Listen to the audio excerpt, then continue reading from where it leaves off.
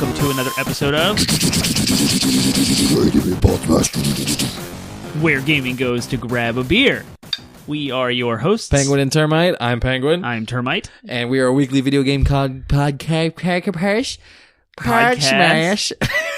Smashing together topics you care about with video games. And tonight, in honor of the release of id Software and Bethesda Softworks' Doom Eternal, the follow-up to 2016's Doom, we are doing an entry in our series of everything franchises where we talk everything about a specific franchise, and we are celebrating Doom tonight, and hence the heavy metal riffs. That's what that was about. I gotcha. Deep guttural growlings because Doom has a very distinct soundtrack and is very, very metal.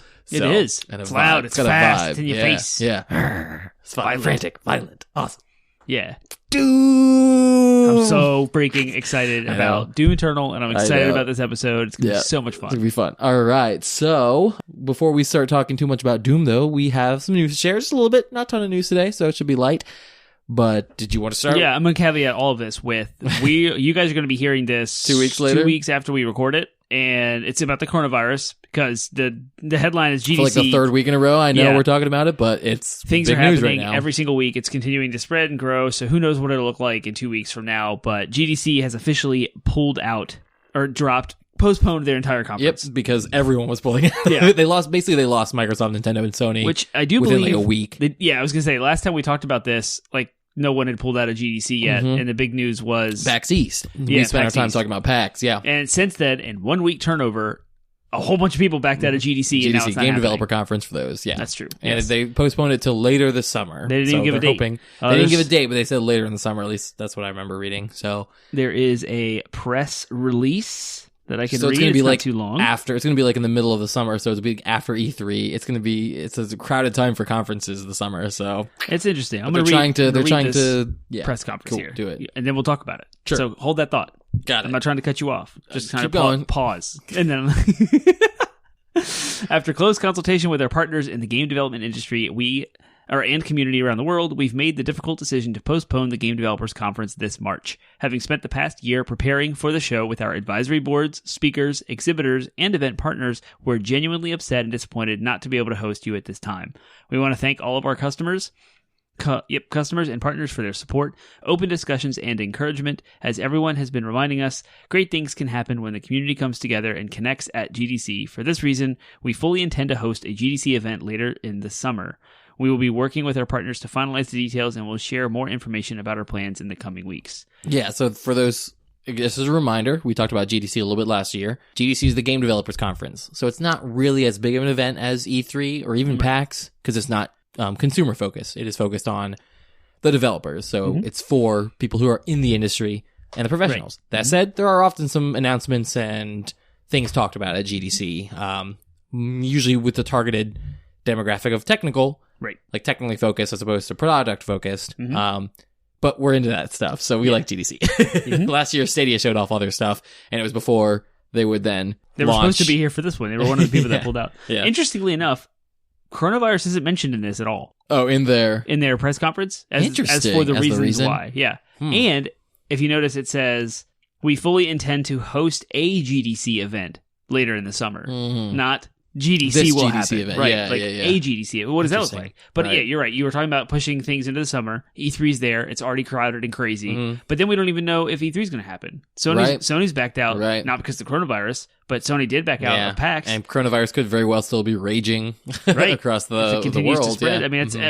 and the way that, I mean, just again, I don't know how much we've talked about the coronavirus itself, but the thing's got a 2-week incubation period, meaning that you and I could be you and I could have it right now and be asymptomatic, but be contagious. Right.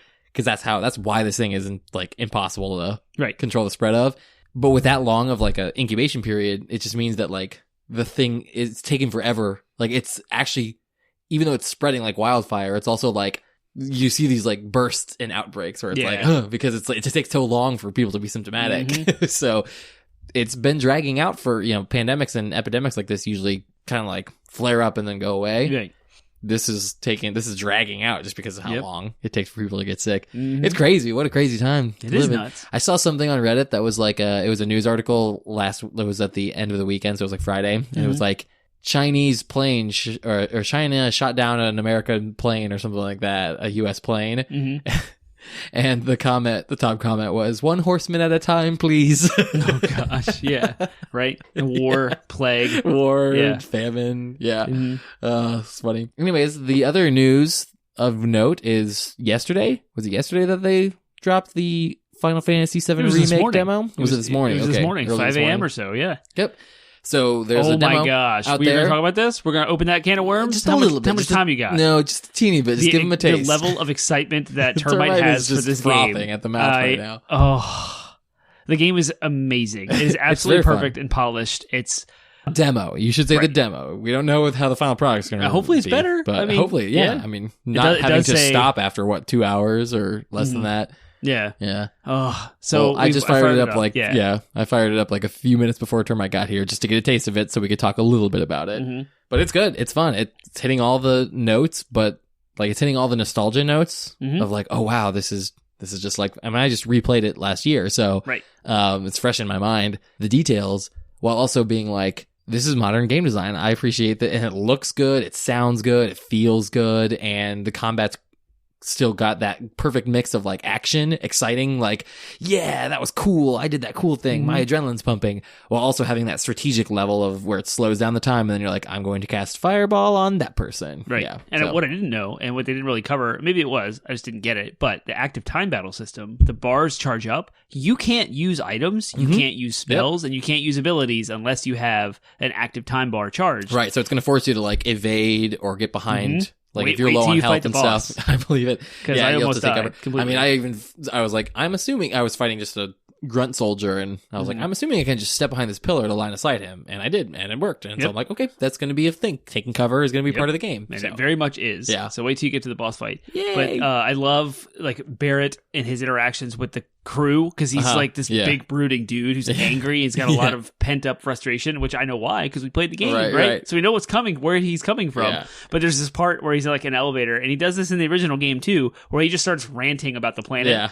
And then Jessie looks over at Cloud, and she just like shrugs. like, yep, here he goes again. Yeah. And it's just like now we have emotion that's expressed through facial expressions and tone, which we didn't have in the original PlayStation. Yeah. All we had were the word boxes. Yep. And like they would shake the screen to show intensity or Sure, you know, like do sure. some The tricks. characters would, Right, yeah, Yeah. and like polygonal box would move a certain way, but now we can actually like read the emotion, like the emotion on their faces, faces, in their voice, like, and their tone of so voice. it was there's more voice than what acting. Jessie was actually Yep. saying. It was just looking at Cloud and kind of shrugging with a smile to kind of like, don't worry about Barrett. Yeah, Jessie He's- cute AF too. Yeah. Like I never had a crush on that character in the she's pretty in the perfect. original, Yeah. but right now I'm like, oh, she's so cute.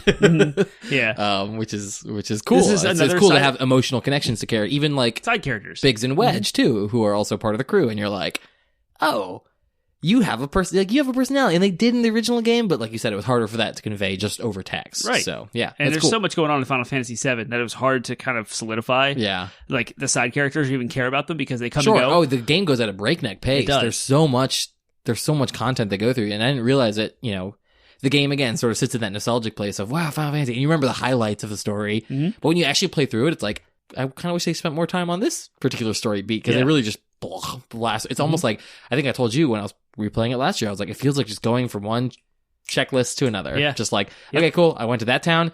Did that Had a thing. 5-minute cutscene in a battle, and then moved on to the next town. Yeah. 5-minute cutscene in a battle. So I'm really glad they're actually like They're slowing it down, expanding everything out. I'm okay with the 3 parts. If it is 3 parts, we don't know Yeah. if it's 3 We parts. don't know if it's 3. We just know it's multiple parts. I'm okay with Midgar being the first game. Right. 40 hours in Midgar, I'm Sure. totally fine. There's screenshots online of side quest menus, so you're like, even though they're dumb errands that you might not like, Sure. like go kill such and such for so and so. There's a kid in Sector 5 slums that you have to like go run errands for, Mm-hmm. and you get items and rewards for it. I like that stuff. You get to exist in Midgar. You get to listen to the music, see the environment, and just be in it. And it Yeah. slows you down and makes you appreciate like all that stuff. Too bad we already did an Everything Final Fantasy, I or know. else we could do one of these. I think we When should that definitely game comes dedicate an entire episode of the show to that game once it comes out, and Once we've had some played time with it. Yeah, Mhm. I mean, we still need to do like we might do this as a bonus episode, but you finally finished Death Stranding. I So did. We may need to do a recap and we really need to and talk about that game. spoiler filled Yeah. review of that Mhm. game because both of us have much thoughts on it. And as I told you, I expressed in a couple episodes ago, I have lots of feelings on it too. Yes. But we should move along. Right, we should. We're talking about Doom today. So before we get even more into our topic, though, because we're very frothing at the mouth to talk about Doom, we have another segment, which is Doing this podcast is our favorite thing. Doing this podcast is our favorite thing. Favorite things is a segment where we just like to share what our favorite thing is for the week in hopes that you might find your next favorite thing. I'm really excited about mine. Macy and I just finished season 2 of The Expanse, which is on Amazon Prime. It was a sci-fi show, got canceled after season 2, and Amazon picked it up. So now they have 4 seasons, or 2 additional seasons on top of the 2. So we're working our way through that show. It is one of the best sci-fi shows I've seen in a long time. Like, just like under Firefly, good? Not as good as Firefly, but I get Firefly vibes from it. Like in the way that the character work it took a while to get like really solidify the characters. Season 1, I'll say, is not that great. It took season 1 was a little bit like a little bit thick to get through. Almost like very similar to season 1 of Game of Thrones, because like basically the premise is that like Earth has colonized the solar system, or humans, I should say, have colonized the solar system. Mars has kind of become its own and independent nation, and it's kind of like a military state. And then the belt, the asteroid belt, all these little big asteroids are colonized and harvested by people on the belt. So there's Earth, the belt, and Mars, and they're like in conflict with it. Like all those factions are within conflict with each other. But amidst all that, there's like crazy stuff happening, like crazy conspiracy stuff happening too. So, but like, and what was interesting was the conspiracy stuff. I'm like, ooh, this is intriguing. What's going on here? Some kind of new surprise technology that people are researching. Is it Earth? Is it Mars? Who is it? Who's researching this weapon? Yeah. But you have to so that's intriguing, but they only give you little tidbits of that in the first like few episodes. Most of the first few episodes is just solidifying the politics of these 3 regions of the solar system. Very Game of Thronesy. So very much like, okay, who are these people? What's their shtick? The only good thing is that I knew the names of the planets. So like, okay, so when they're talking about Martians, at least I know who they're talking about. But it's, once you get past season 1, season 2 was phenomenal. Like the mid-season finale of the show, like Macy and I didn't know it was mid-season. I found out later when I told my friends about the episode. They're like, oh yeah, that was the mid-season. They always get you with that. It could have not only could have had been the end of the season, it could have been the end of the series, and I would have been satisfied. Like, wow. And they kept going, which is good because there's still some loose threads to tie up, but like, there's just so many like for every episode where you're like, that's kind of slow, like it's just building up to like a great episode a few episodes later, you know what I mean? So it's really got good payoffs. Feels a little bit like from a sci-fi perspective, it feels a little bit like a mix between Firefly with the character work and then Battlestar Galactica with the like dark, gritty sci-fi. Sweet. So, it's great. You should Sounds check like it a out. plan. Yeah, I saw some trailers for it. It looked awesome. It's so good. Yeah. My favorite thing. Yep. I was running today. Okay. That's not my favorite thing. I was not looking forward to my run. Gotcha. I could go on a tangent about that because I did learn something about myself I'd never experienced in the 8 years of running. That could be my favorite thing. I'm pretty excited about it, but that's not what my favorite thing is. Do you remember? Yeah, I remember. Yeah, remember. Do you remember our friend of the show, Ryan? Yes. Not Ryan Sexton. Oh, Ryan okay. Smith, who was going to edit some episodes for us and work with us on some things. His dad is my coworker. That's how I know Ryan. Okay. His dad goes out to his car, and he's on his way out to lunch. He stops and rolls the window down, so I pause my running watch, and I look, hey man, what's up? He's like, I'm going to Popeyes. And I was like, I have never had a Popeyes chicken sandwich. Yeah. He's like, I'll get you one. I said, I'll pay you back. Okay. So he takes off. I finish running. I come back. He's got a bag of Popeyes sitting on my desk, and it's a chicken sandwich. And there's a picture of it. It's so good, dude. It is the most amazing, life-changing experience I have had in food in a very long time. It is absolutely incredible. Chick-fil-A is dead to me. Oh my gosh. Okay. It is so much better than Do you want to know my breakdown? Yeah. I agree the sandwich is better. It's so good. You were fortunate to not have to be the one to pick it up. Yeah. Because the service at Popeyes, I have not been to a Popeyes yet that the service has even the least bit impressed me. Oh yeah, well, why would they care? They don't get paid nothing. They can just. I know. Anybody can work. I know, but that's what Chick-fil-A has going for it. Like every time I'm at Chick-fil-A, like if I'm sitting there, they like come take my stuff. Yeah, they're polite, they're energetic, at least are giving off the impression that they want to be there, even though I know they don't, but it's fine. Like they at least like put on a good. Yep, I would totally agree. Put on a good show. They do, and the sides at Popeyes are just not worth writing home about. Whereas waffle fries are my blood. Oh, okay. I love waffle fries and Chick-fil-A sauce. Ugh, that like their sandwich is not as good as Popeyes. I will 100% agree with you on that. Yeah. But between the sides and the service, Chick-fil-A still has my heart. But you're right, that sandwich. Oh my gosh, that sandwich is so it's a good Sunday sandwich. Yeah. That's what Popeyes the is. most amazing Sunday sandwich. But yeah, no, I mean, their sandwich. If I can get in and out and get a sandwich, I will say that he saw me in the parking lot, and less than 7 minutes later, and I know that time exactly because I ran a 7-minute mile, he was back in the parking lot. All right. So at the time it took him to get out, drive through, buy 2 sandwiches for them to get them and bring them back. 7-minute turnaround. Yeah, if you can make my experience at Popeyes fast, No, just like then that's fine. Then because but we didn't get any sides. We just got 1 sandwich each. And the sandwich itself is kind of expensive. It's like $4.99 or something like that. So, but I will say again, I agree. It's a phenomenal sandwich. It's crunchy. So good. The bread is butter, like a little bit buttery, soft and thick. And then that like they have way more, like they have thicker and more pickle coverage on their sandwich, so you get and like there's a that pickle, sauce. You get a crisp pickle with every bite, and the spicy sauce. Oh, I love it. And it's good. crispier, like you just said, crisp, but the chicken is crispy. Yeah, it's got more breading. Yeah, yeah. And when you bite into it, it goes. And that's not to say that this piece of chicken is not thick. It's just thick and really thickly breaded. It's all thicker. Thickly breaded. It's just all thick. Chick-fil-A's are flat. I've had some Chick-fil-A's where I've bitten into it and it's like juice just explodes in my mouth. Oh, wow. It's a thick piece of chicken. I've never had that. Really? Sounds good. It's good. You should go to the different Chick-fil-A. I go to all of them, but their buns are flat. Like they're never fluffy. They're always like buttered and squished. I think Chick-fil-A's sandwich is just fine. It's serviceable. And look at that bun, dude. It is a good looking bun. Yeah. There's a place called Chicken House here in Ladysmith. Their chicken sandwiches aren't bad. They're closer to Popeyes level of good. Not as good as Popeyes, like but real chicken. Closer. And then there's a place I found down in Richmond that we should go to sometime. Ooh, let's go. It's called Hot Chick. Shut the show down. Let's go. It's basically like Chick-fil-A, but like a sit down restaurant. So it's a little bit pricier, but they've got waffle fries, and then they've got multiple different kinds of chicken sandwiches that you can get. They have beer? They have beer. Oh, yeah, they had good beer. Bye, they had guys. like Falcon Smash. It's been a great show. They had what else did they have that was impressive? They had like a good. They had a good, so good, like a pretty good tap. Yeah. So it was a good place. The only downside was the day we went. I don't know if it was just I don't know if I don't know if it was another restaurant nearby or what, but it smelled like sewage. So something was going on. Grease trap. It was That's unfortunate. Ryan Sexton, you know about them grease traps. I want to talk about Doom. Doom! Let's talk about Doom. All right, so that does lead us into our last segment, which is Doom related. Don't worry. Our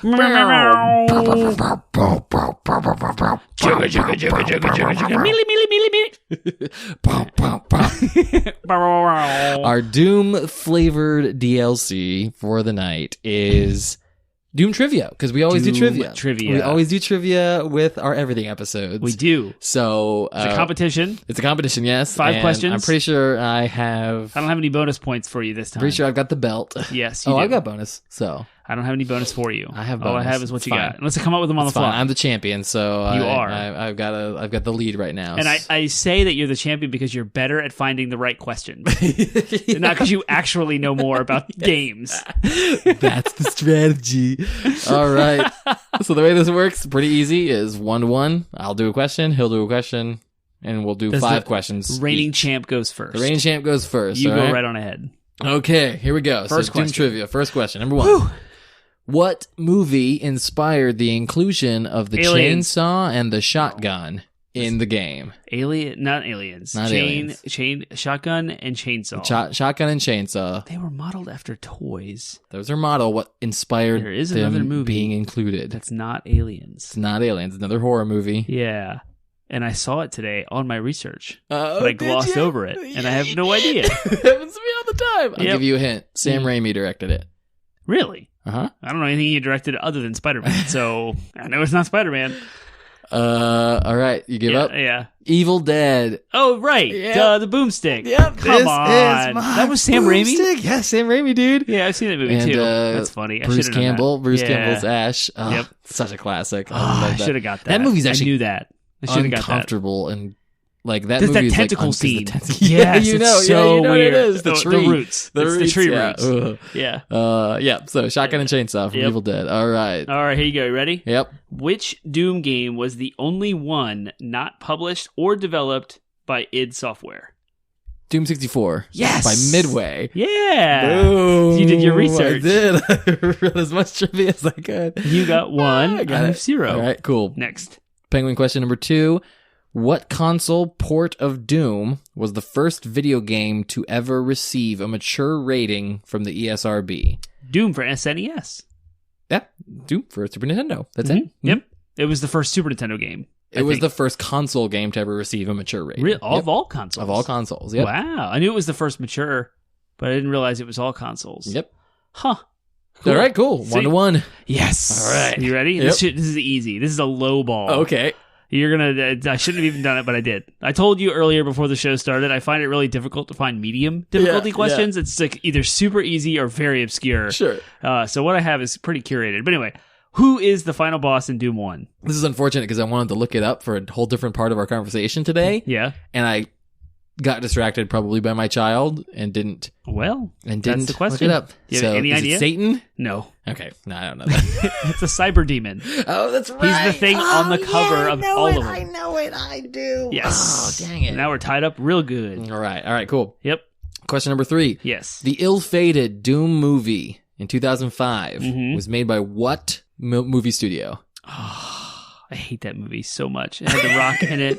I hated it in theaters. It's the one. It's infamously known because I love movies, and it's very, very hard to displease me. And that movie displeased me a lot. Oh, I man. hated it. What studio made it? made it? Is responsible for it? Is it Warner Brothers? No, it's a good guess though. It's Universal. Yeah, I didn't. That's it. It's fine. Yep. All right, ready? Yep. This one's I don't know if you'll get this one because the names of the demons are hard. I know. Yeah. I So don't know any of them. That's going to be the difficulty of this one. What enemy doesn't leave a corpse in Doom 1 and 2 when you kill it? Marines. No. Because don't you fight Marines in You that do. too? Yeah. No. It's They not. leave corpses. Okay. I don't know. The answer is the lost souls. Those are the flying skulls. Oh yeah. When you yeah. shoot them, they blow If up. I had said flying skulls, would you have accepted it? I actually have that flying skulls. Yeah. All right. Yep. All right. Cool. We're still tied. Yeah, we are. Neck and neck. Eek. What is Doom Guy's actual name? Marcus. Nope. I have no idea. It's Flynn Taggart. I would have never got that. All right. That's I have not a even bonus question, but I'm assuming you know it. Oh, okay. So the bonus question with that is, what year did he finally receive a name? You didn't have a name. you say that like this is after the game had come Yes, out. because it was actually a few games in. I don't know how many games in necessarily, but it was after the game had come out. It was actually given to him in. Oh, I shouldn't say that yet until you guess it. 95. That's it. Yes. 1995. It was the novelization of Doom where they Yes. gave him the name Flynn Taggart. Yep. I was guessing it because Doom 2 came out in 94, and I was like, it was probably after Doom 2, but then there was Ultimate Doom, and it was probably before that, and so I was kind of... That was good. That was good. All right, so you are now ahead by half a point. Ooh, too real? All right, ready? Yep. What 2 moons of Mars are featured heavily in Doom lore? Oh my gosh, I should know my Mars moons. Is Europa one of them? Nope. All right, well that's half a point lost, right? Mm-hmm. See, I'm watching The Expanse, and they have all these names. Yeah, you should be in this. I should know. It's not Ganymede. Ganymede's a Jupiter moon. It's not Titan. Titan's a Jupiter moon, or a Saturn moon. It's probably war related, right? Because Mars. I don't know. Eros, is that that's a moon? Phobos Phobos. Wouldn't have and guessed Deimos. Yeah. Oh, Deimos. I did know Deimos. Yeah. Yep. Dang. All okay, all right, so I'm behind. All right, this one's easy. I gave you the easy ball. Is this your one. last That's my question? last question. All Yep. We're not going to make you say it. What does BFG stand for? Big effing gun. And I'm saying family friendly for this podcast. What is the, do you know what the Quake? Because they BFG 10,000. Well, do you know what the manual says it stands for? Firkin? The manual says it stands for, quote, big, freaking gun.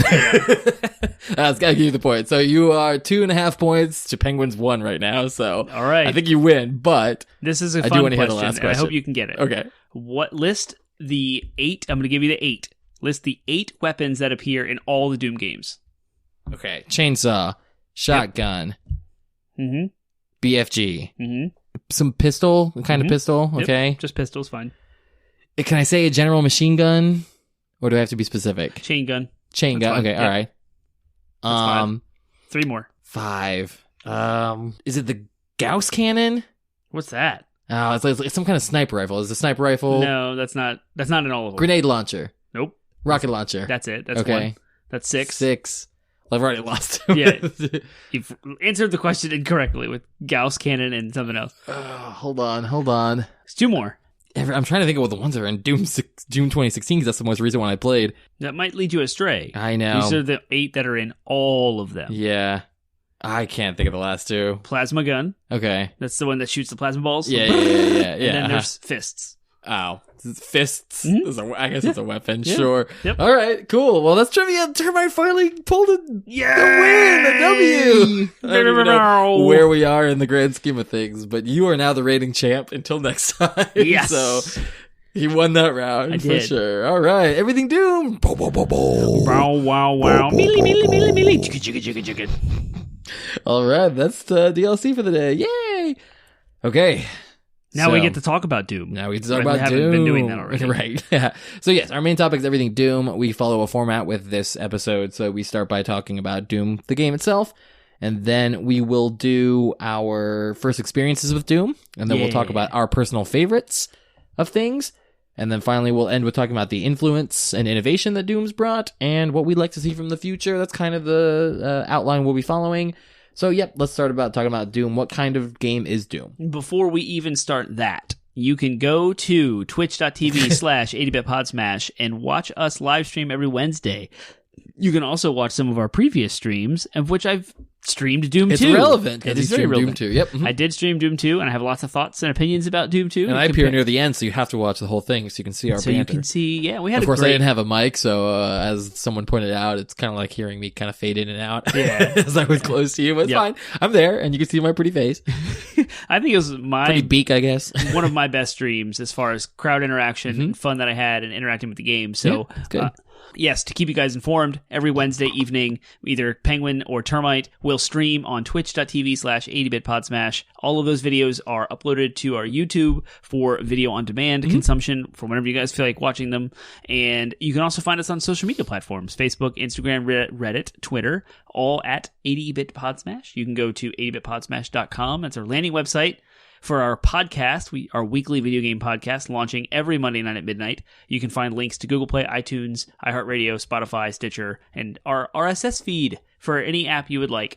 So hit us up, subscribe to us, give us some feedback, let us know. That adds to the algorithms to bubble us up to the top so we can be discovered.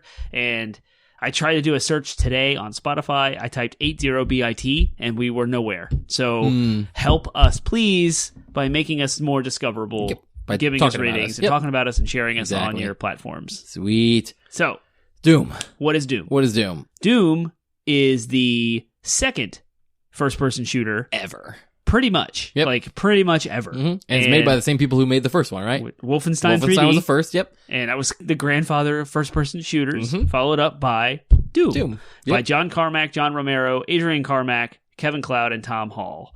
And it is, we already said it's a first-person shooter. Yep, it's a first-person shooter. The basic kind of premise and feel of it is it's about killing demons from hell. Yeah. So as opposed to shooting Nazis, which was the first Wolfenstein, already they were pioneering the idea of what's acceptable to shoot in a video game. What's acceptable to murder in droves. And I think demons probably rank just under Nazis, actually. Right. So yes, it takes place. Does the first one take place in a spaceship or something? It's on the moon. Okay, Our moon. so it's very reminiscent of like, have you ever seen the movie Event Horizon? I've heard of it. It's a horror movie that takes place on a spaceship called the Event Horizon, where they get trapped in a parallel dimension that is hell, basically. So they get tortured and tormented by demons. So very Doom-esque in the idea of mixing sci-fi space with demons. Sorry, I heard that. Yeah, there's just like I was some like, distant it's sirens. terrifying sounding. Yeah. So the combination of demons, which you normally would associate with like a fantasy game or like a supernatural thriller or like The Exorcist or something like that. That kind of blend of the sci-fi with the supernatural there was kind of unique for video games at the time. So yeah, and that's been their thing ever since. So for as many, cool space weapons and plasma blasters that you get, you also have like pentagrams and horned beasties coming up out of the ground. Yeah. So I was wrong. The first game is on Mars. And Mars. Okay. Doom Guy was posted there because he assaulted a superior officer who ordered his unit to fire on civilians. The Space Marines act as security for the UAC, the Union Aerospace Corporation's radioactive waste facilities, which are used by the military to perform secret experiments with teleportation by creating gateways between two moons of Mars, Phobos and Deimos. 3 years later, Deimos discovers entirely something fraggin' evil starts pouring out of the teleporter gateways, killing or possessing all personnel. Yay! So that's kind of like the gist of It's Doom. so much That's fun. Doom 1. It's so fun. Such a great game. All right, cool. So the history of Doom, as you mentioned before, was created by the development company id Software, which is still around. Oh, yeah. They're still making games. Yep. They're still making Doom games, actually. Yeah, now they're under the Bethesda Softworks publishing wing. Yep. Publishing arm. Yep. At the time, Exactly. they were not. At the time, they were not. Yep. The creators, very small team of 5 guys, as you mentioned before: John Carmack, Yep. John Romero, Adrian Carmack, Kevin Cloud, and Tom Hall. Yeah. Do you wanna John take it from here? Carmack then came up with his own concept, a game about using technology to fight demons, inspired by Dungeons & Dragons campaigns that the whole team played together, combining the styles of Evil Dead 2, which you alluded to in your trivia, and Aliens. The concept originally had a working title of, quote, Green and Pissed, but Carmack soon named the proposed game after a line in the film, The Color of Money. Oh, see, I almost included that as a trivia And question. I would not have remembered that. Oh, okay. What's in the case? In here? Doom. And that was Tom Cruise who said that. Oh, really? Yep. Oh, I never saw that movie. Yep. So then this is really So cool. Doom, the title at least, was inspired by Tom Cruise. It His was. delivery of the line, Doom. That's awesome. So it came out in 1993. Interestingly enough, the release of the game, the first episode comprising of 9 levels, was distributed freely as shareware, and it was played by Interesting. 15 to 20 million people in 2 Wow. years. For 1993's distribution, Wow. that is Yeah. insane. That's That's a massive success by Well, today's. people have made Doom's code in Minecraft. Yeah.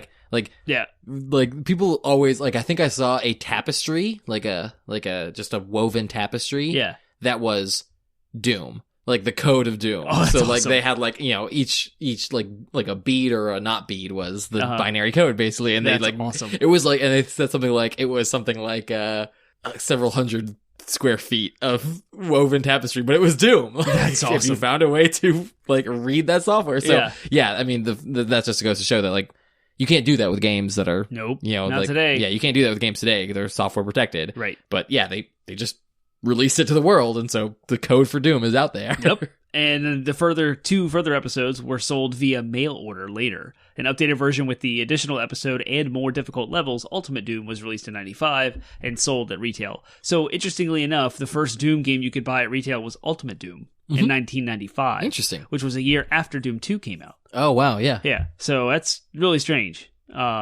Yeah, it's not As normal. far, I'm sorry, that's just Doom 1. You could not Yeah. buy Doom 1 in the stores until after Doom 2 had come out. Yeah. I misspoke. Sure, It's sure, not- sure. The way I Yeah, said yeah. it made it sound like Doom It's not 2 like was you not in yeah, stores. Doom 2. Yeah. Doom 2 was the first one in the stores, but Doom 1, mail order and freeware. So just go online and get That's it. crazy, yeah. Well, whatever the internet looked like back in 93. Some sort of shareware. It would take days to download Yeah. it one packet at a time. It would. Bing, just pinging from someone else's peer-to-peer computer. But the mail order was a disc, floppy. That's great. For A drive. That's crazy. The floppy Yeah. discs. Oh in my Doom 1. gosh. Yeah.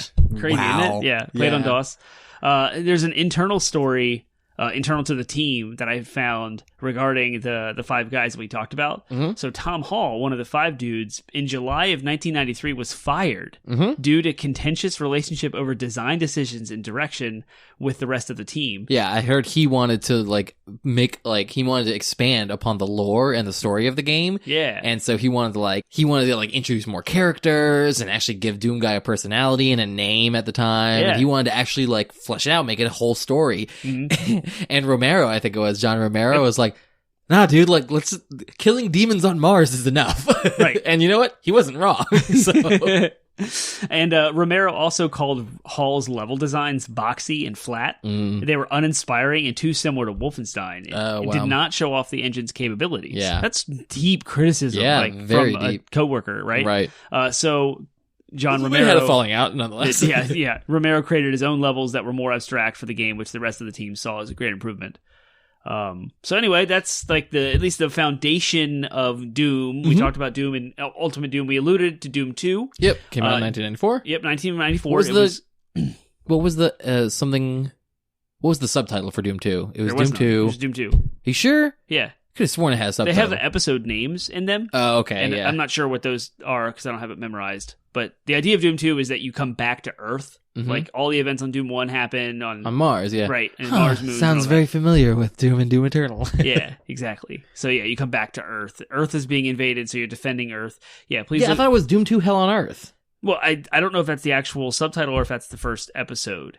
Yeah, Doom 2 Hell on Earth video Is it really? game. Mm-hmm. But look at the box art. Okay, it doesn't have the subtitle in the box art, but the games could still be published with the name Doom 2 Hell on Earth. That's indication. So this is indicating to me, Google. Maybe it was subtitled later. It could have been, because on all of my Wikipedia research today, I didn't see anything about the subtitle. Okay, let's not hyper-focus on this. You're right. So after Doom 2 was Ultimate Doom in 1995. Huh. And it could be. Yeah, so it was basically a remake of the original one, essentially, or just an updated version? It was a continuation, okay. but it was an evolution. It was an iteration, let's say. Mm-hmm. It was more of the first game. They Gotcha. didn't make any fundamental engine changes. Right. They didn't make any new graphics. Like, they added new enemies, and the levels were way, way, way more puzzle-oriented than the first one. Way more advanced, which goes back to our story about Romero, his level design versus Hall's. You can really see that progression. The very beginnings of Doom 1, when you first start, are kind of boxy and flat and easy. You can just kind of breeze through them. They're not very advanced. You get to the end of Doom 1, and things start to pick up a little bit. Doom 2 is like nuts. The first couple levels, like you're dumped in. There's crazy demons that you don't see till the end of the first game, but they're in the beginning levels of Doom 2. Yeah. And the puzzles with the key cards are just nuts with elevators and like timing and running. I go over a lot of that in my live stream. So go watch me play Doom 2 because I'll describe some of the pacing is different and the scariness of it. Everything about Doom 2 is just more action, more gore, more puzzles, more. And I like Doom 2 a lot. Yep. Anyway, so we keep going. Yep. Doom 64 was next, 1997, and that was Doom 64, right. And that was as we talked about before. That was Midway. Yeah, that made that, and this is some of the trivia I read. They only had They had a license agreement, so the intellectual property still belonged to id Software, and they were just allowed to make a Doom game. Yep. For the Nintendo 64, but Midway owned all the actual game assets, the code. And the assets. That would make sense why we haven't seen it That is yet. why we hadn't seen it until now. The port to the Switch. Yeah. Well, it's not out yet. It comes out with Doom Eternal. Out. Oh, that's right. It's coming out the with Doom first Eternal. time that game is getting off the N64 is coming March 20th. Exactly. I can't so wait. And you can blame Midway for that because as much as id Software would have loved to port it to everything and anything, and Bethesda, more importantly, would have loved to port it to anything and everything, Midway held on basically to their code and their assets until they could come to an agreement, I guess. What a terrifying game. I do want to do a deep dive on Midway at some point because I love Gauntlet. Yeah. I love Gauntlet. They published a lot of stuff. Okay, Doom 3 came next at 2000. Did you play Doom 3? Oh my gosh, Dan, that game. I remember when it first came out, I was so hyped, so excited. What's my name? Dan. What's my name? Penguin Man. You're right. I haven't used your actual name in a long time. I know, yeah. You want to tell people about the show. I'm like, Penguin Man. Oh, wait, Dan. That's funny. So I was so hyped about the game. It was after You're that disappointed in me that you used my real name. It was around Half-Life 2 when gaming in the first person sphere had evolved. There was a giant evolutionary. I mean, Halo came out that year too, right? Or would come out that year, yeah. Halo, Half-Life, and now Doom 3. And the thing that common thread amongst all of them is in-game real-time storytelling evolved like crazy. Yeah. And Half-Life 2 added the physics aspect to stuff, which Doom 3 continued. Doom 3 also had some new graphic enhancements called normal mapping, where you could take a texture and make it look like it was 3D when it wasn't. And it's like ripples on your skin that reflect light, and like a soda can could have texture on the top with the pop tap and all that stuff without it actually taking up more polygons. Anyway, that's really nerdy. I was super pumped. It was awesome. The lighting effects were terrifying, like allowed light to pour into a room to really darken. The game, you had a flashlight that you had to switch out for your weapon, and the levels were pitch dark. And it's super scary, and there's a lot of environmental storytelling happening. Hisses, stuff exploding in the background, and then clanking, and enemies moving in the dark you can't see, grunts from zombies. You're peering around dark corners, but all you have is your flashlight. You can't shoot anything because you have to pull your flashlight away and then pull your gun out, but you can't see. So everything's in your face up front. The pacing was nowhere near as fast as like the modern Doom games. But it was way more terrifying as a result. It was so scary that I was playing on TeamSpeak with a friend at the same time as some friends. And TeamSpeak. I know, and so I was chatting live. There was a room, so you find a chainsaw, a rack of chainsaw, environmental storytelling. You know this is where the chainsaws are. And you heard a friend of mine opened the door, and he was like, "Oh my gosh, there's an enemy with a chainsaw next to this door," and I knew it was coming. On my game, I hadn't opened that door yet. I just stopped. I had to okay, I don't want to open this door yet. I know there's an enemy with a chainsaw behind it. Let me get ready. Let me make sure I've got ammo and health, and I'm just scared. Let me turn the lights back on and just take a breath. Anyway, I opened the door and I was so scared. It was so good. Doom 3 was amazing. Well, they ported that eventually in 2012 to consoles with the BFG edition. BFG edition. It came out in 2012 and 2019 because we just got them last July, not even a year ago, on PS4 and Xbox One. And that's Doom 1, 2, and 3. And then we wouldn't see a Doom game for another 4 years. And I guess that the bigger jump is between Doom 3 and Doom 3 BFG. Either way, though, Doom would get rebooted in 2016 by id again, but under Bethesda as the publisher, and announced. So it was announced as Doom 4, but it is like a complete completely rebooting. A new engine, obviously, and just like new pace, new frenetic energy, and again a complete reboot of the story. Even going so far as to formally rename the title of the main character, because Doom Guy obviously was never his actual name, but because he didn't have a name or an identifier or a moniker or anything, it's you. It was just it's supposed to be you, and so people just call him Doom Guy. So he's now officially been titled the Doom Slayer. So I would imagine that if he does ever appear in Smash, he will be called the Doom Slayer. But I will always affectionately refer to him as Doom Guy. Doom Guy. If you think about the dates again, Doom 3 came out in 2000. The reboot didn't come out till 2016. So the release beat between two proper Doom titles was 16 years. In 8 years, the exact halfway point was when Doom 4 was announced. And then in 2011, it was restarted after some crazy different builds and bad development cycles and things that happened. So even in 2018, you still had to wait 3 years to realize that it's just going to be called Doom. And then 5 more years, you finally get it. So you finally get it. It was so long. We just didn't see Doom ever, anywhere. It was just gone. So we're in that window for Quake, by the way. Quake 4 was the last proper Quake. And that was like 2002, 2001. Like forever ago. Oh my gosh, if a Quake came out, I would lose my mind. It would be the next big esport, right? Because Quake was just Doom, but multiplayer. So then the last game the most recent, I should say, is not out yet, but will be out this week that the episode airs. 2018, they announced. 2018, right? Was it 2018? I don't know when they announced I think it was 18 that they announced Doom Eternal. It was at E3, wasn't it? It was at... Was it E3 conference? Or was it... Are you sure it wasn't the Game Awards they announced it? Maybe. I think it was the Game Awards they announced it, and then... I want to Google this. And then they showed off more details at E3. Anyways, I remember affectionately referring to it for a while as Doom Maternal, because when you say that really fast, it kind of sounds like Doom Maternal, in which case I really wanted the game to be playable as Doom Guy's mom. It was announced March 20th. I feel like I deserve that. Was that a GDC? Satire. Was that a GDC announcement? March 20th? Yeah, 2020. Oh, that's when it's released. Stupid Google. I was going to say, that sounds very familiar, that date. Yeah. I don't know if I'm Doesn't matter. It's fine. If you find it, then cool. But yeah, there was a fun little tidbit I learned about Doom 64, by the way. It was a commercial flop because there was not enough education about what this game was. Apparently consumers thought that it was just Doom ported to the N64. Whoa. They didn't realize it was an entirely different game. Really? And they originally were going to call the game Doom Annihilation. Okay. But they decided to go with Doom 64 because of brand recognition, because of the brand recognition of 64. Right. Because everything was, Star Fox 64, Mario 64. Right. It was Zelda Ocarina of Time, but people called it Zelda 64. And it was that's what the N64 was all about, just labeling everything 64. Yeah. But for whatever reason, with Doom 64, everyone just assumed it was a port of Doom. That does make sense. I mean, if you don't know anything about it, you didn't read anything. So they should have gone with Doom Annihilation. Totally. They really should have. That makes so much more sense. Wow. Isn't that crazy? It's an interesting little tidbit trivia that I learned. Huh.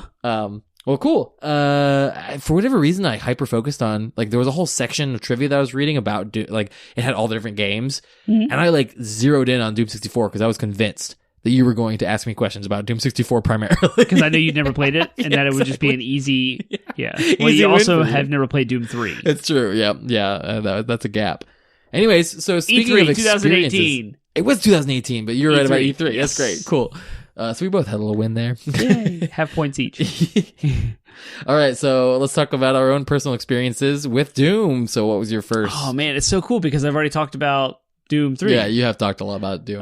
My own personal experience. My very first experience with Doom was that's actually what I at want. my dad's friend's house. Okay. My dad is not into any electronic video games at all. Like nothing. And my dad's friend kind of was. He dabbled in it. Okay. And he was like, you got to see this game. You can like shoot these dudes in Your the dad's face. like a biker dude, so I feel like Doom is right up his alley. You would think, in right? regards. Well, his friend thought the same thing. Yeah. But my dad did not. It was not impressed. Well, he didn't, but I did. So he shows, like, I was at his house, and he takes me down to the basement. There's a computer hooked up, and he's like, you got to see this game. It's, like, scary, but you can, like, shoot these dudes in the face. And he fires up the original Doom in the first level. It's, like, rock music, and you do, like, you blast dudes. And I was, like, a kid. I was probably in, like, elementary school, like 4th or 5th grade. Let's see, 1993 was when it came out. I was born in 86, so I would have been 7 years old minimum. Yeah. So if he played it late at all, maybe I was 7 or 8 years old. So that's second grade. That's crazy. Like third grade. And he's like, like wrecking these dudes. Yeah. And then there's the imps that are all like, like scary, right? So I was like, this is crazy. Yeah. It looked real cool. Sounded all bombastic and all that. Saw it at a video store for Super Nintendo. Nice, yeah. And I was like, oh, that's that game, the Dead's Friend. I want to play that. So we rented it. My parents didn't have any... Sure, any qualms about it, yeah. Yeah, and it was mature rated. They didn't care. It was like, they just didn't tune into what we were doing. Sure. They were just like, oh, video games are for kids. They're toys. It's fine. Don't worry about it. And which is funny because when Doom came out, the controversy from Mortal Kombat was raging about whether games should not have or shows have you or not how have little mature content. They were paying attention to video games. But anyway, so Doom for Super Nintendo came in. That's when I finally had a chance to like sink into it, and I was terrified. I lost sleep. It was like watching a scary movie where it's just like rocks you to your bones, and I was just so scared, but it was so fun. Yeah. And I remember like bringing up the map and getting lost and like being enamored by the weapons. You find a new weapon, you're like, that's so cool. And my favorite gun at the time was the plasma rifle when I could find it. I love the plasma rifle because it was so powerful. It shot real fast, made you feel safe. And that was a big deal when you're a kid playing Doom. So that was my first the follow-up to that. I missed Doom 2 entirely because it never got ported to consoles, and we didn't have a computer that could play these games until way late. So I played Doom 64 next. Nice. The same experience all over again. Because it's deeper, it's darker, and it's more scary and more realistic. But I was older. So at that point, I was now in, 5th, 6th grade? And so I was a little bit less terrified by it, but still, it was really scary. But I was just amazed by the high-resolution textures. It looked so much better, but it was so hard. It was way harder than the first game. And so I hit walls a lot of just like difficulty. I can't ever get through this. And so I love Doom 64, the atmosphere, the music. It might be my favorite Doom. Oh, okay. Well, we'll get to that. Yeah. You can have a little bit more time to decide. Yep. Doom, gosh, where to start? The first and only Doom game I have ever owned was Doom 2016, which I didn't buy till like 2018. So you're very I got it on like a new to Redbox sale. And for like $9.99 from a Redbox sale. But that wasn't my first experience with Doom. Oh, good. Doom. So I grew up in a very different household. My parents were I grew up in a very religious household, and my parents were very cognizant of what I consumed. But of course, I had friends whose parents were a lot less strict about that. So I would go over to their house and get experienced all the bad stuff. So therefore, I was never able to own Doom and wouldn't have been able to even own Doom until when I was older and had a job and could buy my own games. And by then I was like into WoW. So, RPGs, Diablo and all that stuff probably would be the closest thing tonally that I would experience to Doom. But again, was a kid, and would go to a friend's house. Yeah. So my neighbors who were my buddies, they were like brothers to me, Seth and Peter. And I would always go over to their house to, play games and experience these things. I remember encountering Doom there, and I remember watching it and be like, oh, I shouldn't even be watching this game. I should not even be watching this game. This is so demonic, and I'm a good little kid. I'm a good little Christian boy. But I remember watching Doom. I remember the Cyber, I remember the Cyber Demon. Yeah. My friends had a little, it wasn't even a room. It was just like a little a sunroom almost, but that's where they had their computer set up. And so I remember watching it and being and broad daylight, sun filtering in, and still being like, oh my gosh, this is so not it's both scary. So I was a little bit disturbed by it, and then also I just remember turning my brain off and be like, nope, not gonna watch this. It's cool. I'm gonna go home now, guys. So I only experienced Doom before then. So I never really got to play Doom 1. Yeah. But still, it's a classic. I've seen it. Again, I only ever watched Doom be played. I don't think I've ever gotten behind the character myself. But still, I can totally appreciate the franchise for everything it's done for video gaming. And I loved Doom 2016, so I'm super excited about Doom Eternal. But yeah, maybe 2016 Doom was the first one I ever actually physically played with myself. So my experience with Doom 2016 was quite the opposite of when I was a kid. So when I was a kid, I was scared of it. I played it during the daytime. But it's not a scary game. It's not. 2016. But what I did not. was I hooked up a monitor in my office at the time, and I redboxed Doom 2016 because I knew it was going to be a short experience. Sure. And over the course of 3 nights in a row, where my wife was busy with doing schoolwork and things, I turned the lights off, consumed alcohol with headphones turned way up, playing Doom 2016, binging 5 inches from the screen. That's awesome. Having a blast. It's adrenaline pumping, just blood everywhere, gore, rock and roll, it's a great fast game. Pace, it's so jumping, good. Yeah, and I got a platinum trophy in 4 Fantastic. or 5 days. The platinum is achievable? Oh yeah, I should go back and get the platinum. I own the game, so I should totally get the platinum. You should totally do that. Okay, well, cool. So let's move on. Every time we do these episodes, we like to go through our favorites. I don't have a lot of categories this time. I was racking my brain for categories on this. With Zelda, I had 25 categories, I feel to go through with rankings.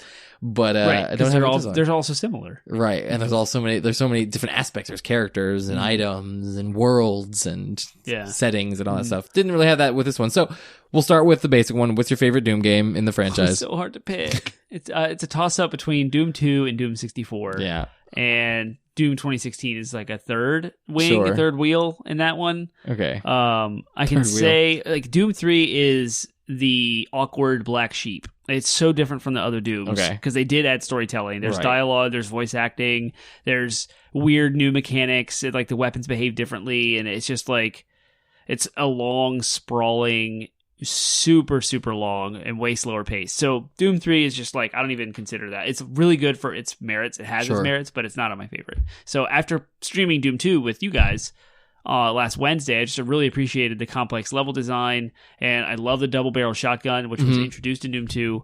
But then Doom 64 also had the same stuff, but it has crazy level design. And really, it looks crisper, and it's a little bit darker, and it carries over the Doom 2 complexity without the pacing. So it's a little slower.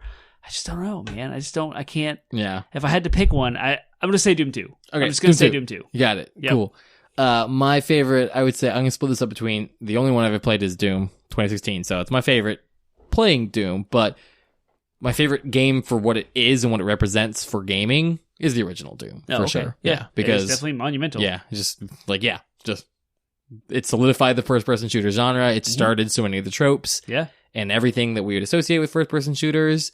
It had an interesting design from a setting and atmosphere standpoint. Yeah. And then also the fact that it was freeware for a long time. Yeah, it's just a crazy thing. Yeah, it's just an interesting the early builds had arcade style scoring where you kill enemies with scores. It collected weird GUIs and it's so all these different things. Early 90s game design. Yeah, it's awesome. And we ended up what it was actually pretty groundbreaking. It didn't have any arcade stuff. Exactly. It had a GUI that showed you the the key cards that you picked up along with your weapons, and it had a little the image of the Doom guy's face. Yeah. As you took damage, you would get bloodier. Yeah. And like he had armor and he had health, which was new for a first person shoot. Like it was awesome. Anyway, so Doom 1. Yeah, that's good. All right, cool. What is your favorite gun/weapon? And that is a toss-up between the double-barreled shotgun and the plasma rifle. Yeah. Because I said, and I went back and looked at this on my stream, I actually said, this is my favorite weapon for both when I picked them up, and didn't realize that I had said it about the other one. Yeah. And I didn't even correct myself. I had no idea. Yeah. So I love them both. I love the...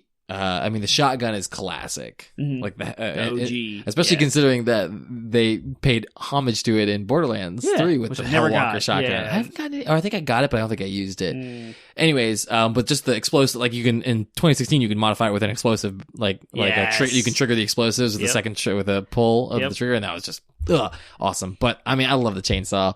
The chainsaw is just what makes Doom for me. It's just getting up in some demon's face and like grinding it in his face. Although the chainsaw is controversial because in 1999 they were making this is another trivia fact I learned. Hey, they were making another movie. They were making a movie with Arnold Schwarzenegger as the Doom guy. They canceled it because there was an incident during production of 2 kids who got killed because they were trying to recreate scenes from Doom with a chainsaw. Yep. So Doom got blamed. So they were like, we need to back the heat. Like, there's too much heat on this. So they weren't able to do it again until 6 years later in 2005. Crazy. And we got the crap movie that we got the crap movie that we got. Yeah. Exactly. You know that demons in that movie were mutants. They were from mutants. genetic mod. Like, what? Do you know why? No, why? Because whoever the studio executives were, studio executives working at Universal at the time who were in charge of the project, were like super evangelical Christians. And took all the occult stuff out of it. Like, why were you making Doom in the first place? Right? Why would you even take that on? Yeah, seriously. So we need a proper Doom movie now that we have the movie landscape that we have now. Sonic has been a hit. I still Detective haven't seen Pikachu, I haven't seen it yet either. Tomb Raider, like video games are starting to get mined now. We need a proper Doom movie. Silent protagonist, complete over the top action. Yep.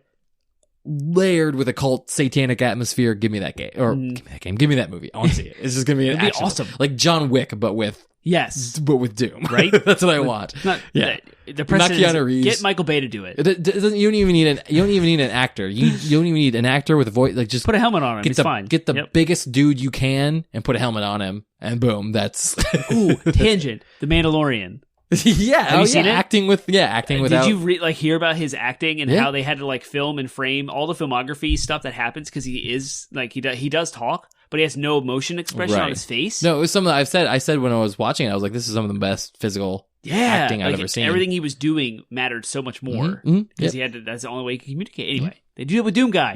Let's go. Doom Guy. Do it. Cool. So, all right. Question number 2. Which do you prefer, Doomslayer or Doom Guy? Doom Guy. Okay, me too. Yeah. I love it too when it's actually I spelled it wrong because the fans, it's all one word, Doom Guy. Doom Guy. Doom Guy. You put those two on notes. Doom Guy in Smash, and I want it to be Doom Guy.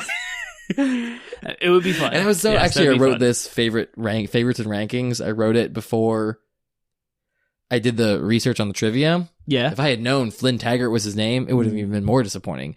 Don't give him a name. He doesn't need a name. Right. Stupid novelization. Just like Don't worry about it. Ignore it. It's never It's not canon in any of the games as far as I'm concerned. Yeah. All right, cool. Sweet. Doom Guy. Doom Guy is his canonical name. And we'll continue to call him that. That's right. All right, favorite and ranking. What is your favorite monster/demon? Cacodemon.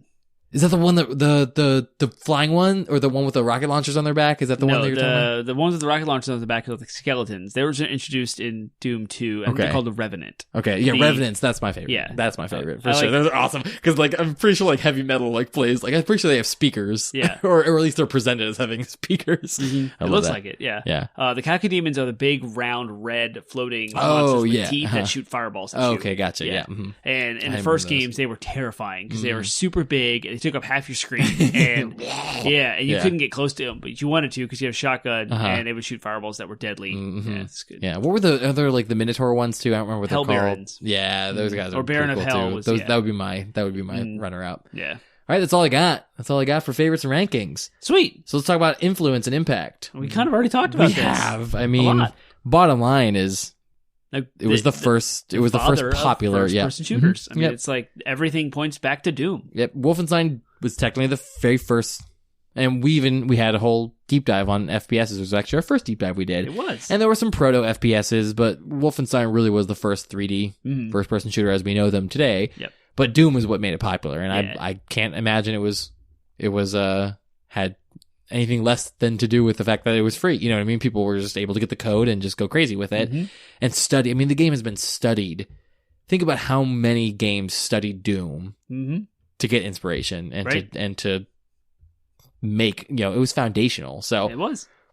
that's all there really is to it. I mean, first time we ever saw like the 3D going down tunnels and corridors and the puzzle puzzle telling. Yeah. There's puzzle telling. Yeah. What do you call puzzle? I don't know what you call it. The puzzles in the game are complex. Yeah. Elevators, verticality, map being overlaid onto, and you can get lost and like picking up weapons with that whole almost a Metroidvania. It's not Metroidvania at all. No.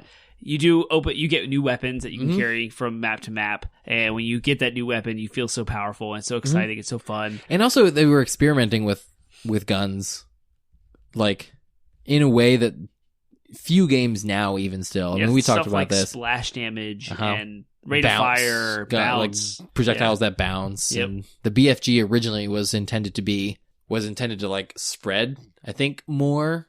Like I think the BFG, another factoid I learned, has 80 individual projectiles, but it's all clumped together. Yeah, and then it has like a conal splash damage afterwards, where it fires outwards. Yeah, but originally it was supposed to fill up the entire screen. Yeah, and when they were originally testing it, it would crash the game because it would fill it up with so much. It would either crash the game or it would bring it to a crawl where you'd fire the gun and be like, get.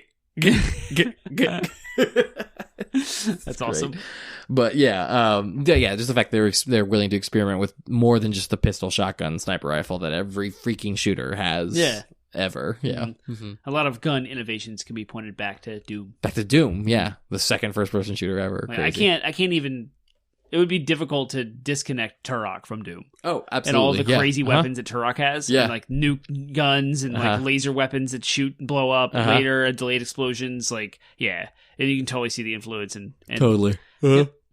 Well, I mean, violence too. I mean, again, it may not have been the first game to include gratuitous violence, but it definitely kind of solidified the idea. Especially with a first-person shooter, so you're marrying the idea of guns from your perspective with violence. Maybe you being the one, like you're the one carrying out the violence as opposed to another character on the screen. Right. Yeah, kind of making it something that... And it's not like a fighting game like Mortal Kombat. Right, but I mean, again, games before Doom, I'm sure there were some with adult themes, but how much maturity can you get out of like a couple pixels and squares? Duke Nukem showed how much maturity you can get. Right. With the strip club and, But Doom would, it would become controversial because it was like, why is this mature content happening in games?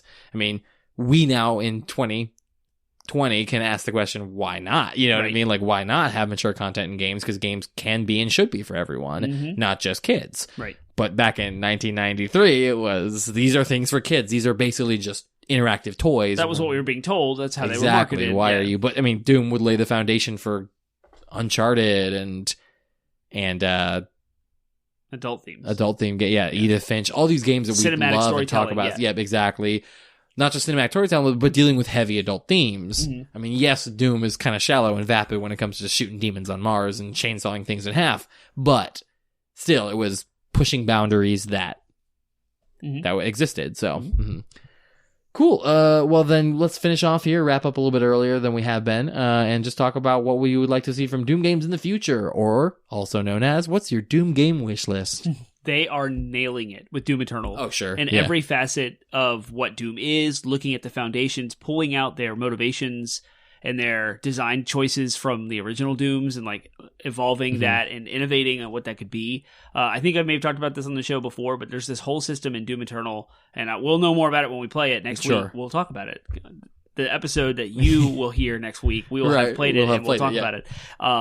Where there's three, you have armor, you have ammo, and you have health. Those are the three main drops that you need. And there are actions you can do in the game with one involves like a flamethrower that's attached to your shoulder. One involves a sword that you get, and then like there are different types of kills, and you can execute them by doing different things, different buttons when the enemy's flashing a certain color at a certain time. And when you do those moves, it spawns that thing. So like flamethrower things will spawn armor, sword kills will spawn health.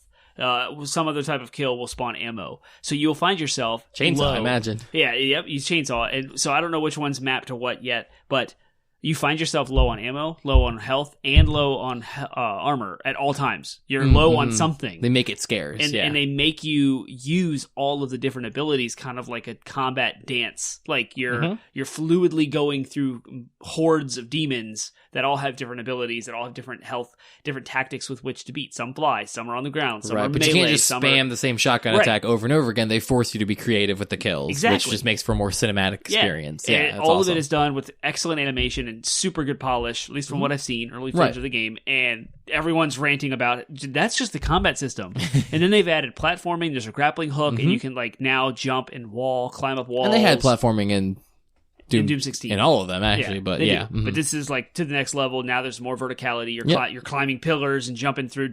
You can double jump and dash in the air, so you have the triple step of like, I'm going to climb this wall, and from this wall, I'm going to jump, fall a little bit, time my double jump to give me that boost underneath of the rail, and then dash across the spike floor and climb another wall.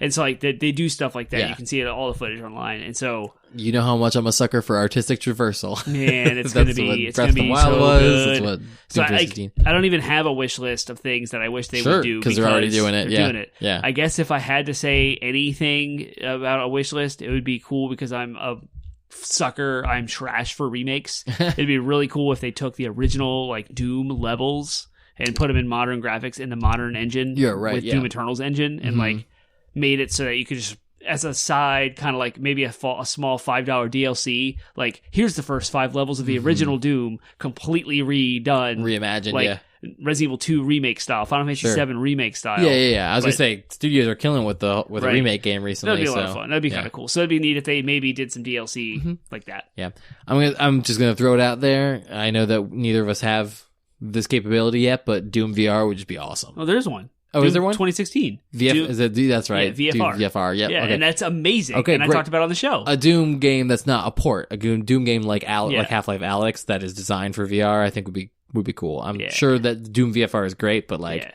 Doom is just screaming for like the VR space. There's the little collectibles, the Doom Guy dolls, and in Doom VFR, there was the Doom. I dropped it, like shot it onto the floor, and I instinctually ducked down to get it with the VR helmet on, and it worked. Like the VR interacted with my ducking and like grabbed.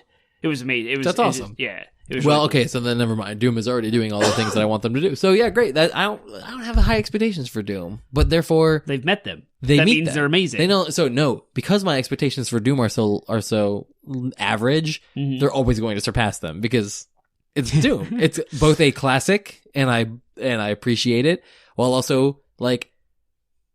It's hard to, I don't sit there and I'm not sitting there like daydreaming of, oh my gosh, I want such a robust story and open world experience with Doom. And my gosh, it would be so great if they married it with fighting games. And that'd be weird. Yeah, right, you know what I mean? Like I don't have high ambitions for Doom. But it also means you're not longing for it. Does not. You're not missing anything. Right. I'm not disappointed by anything if I'm just like, sweet, a Doom's coming out. It's gonna be exactly what I expect it to be. When you watch a movie or a show and you're like, oh, they could have done this with that character that would have been so much more meaningful. Doom doesn't have that. No, it doesn't have that. It's just it like meets everything. It's gonna be like, that's what I want. I want it to be gratuitous, over the top, and amazing, and amazingly violent and crazy, and I want cool weapons. That's about it. Yep. Like. And even if they have the same weapons over again, it's fine. I'm going to be fighting different demons in different configurations and flying over different stuff. I'm a thumbs up. Doom. Doom. Are you going to get it on day one? I don't know. I haven't decided. I might wait for reviews. I'm not itching to get it, but I do want to get it quickly enough so that I can finish it at least finish the game by the time Final Fantasy comes out. So I'll be doing that dance of like 20 days. Yeah, exactly. So if I'm not confident in my ability to do that, then I might just hold off on it until there's a lull. So, yep. All right. Well, that's our show for the day. That's it. That's Doom. Doom in a nutshell. Doom in a nutshell.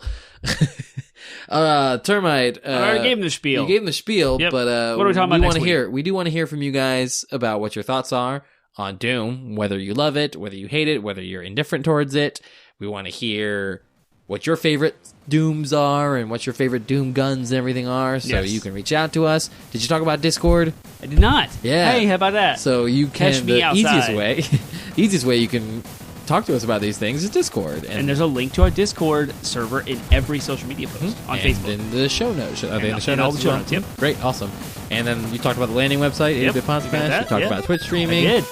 Social media. Yeah, we're there. You can find us and all that stuff. Yep. You can rewind to the middle of the episode if you Go want to youtube.com and search for 80-bit Podsmash and find my live stream of Doom 2 and comment there what you thought I did that was fun, terrible, or not, and what your favorite weapon is. Yep. I want to know. Sweet. What are your favorite weapons? That's it. That's your homework for the day. Do it. All right. The next episode, I should have been pulling it up while talking about this, shouldn't I have? Progression system. Progression systems. Oh, that's a fun one. That's more than just experience. More than just experience. How do you progress through video games? Right. We'll talk about it. Yeah. We'll talk about it next week. We will. That's it. All right. See you next week.